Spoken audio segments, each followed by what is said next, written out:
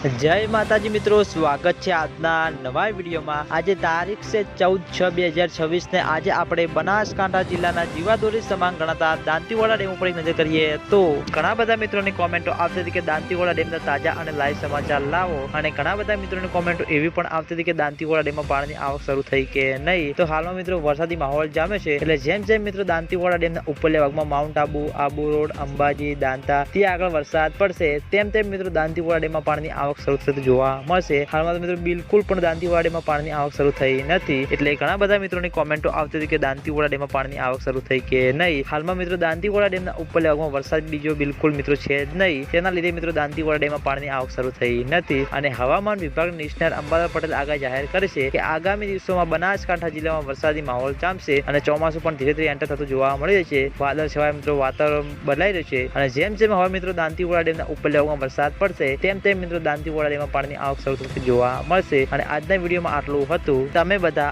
અમારી ચેનલ ઉપર નવા હોય તો વિડીયોને લાઈક કરી દેજો, કોમેન્ટ કરી દેજો અને ચેનલને સબસ્ક્રાઇબ પણ કરી દેજો। તો મિત્રો જય માતાજી।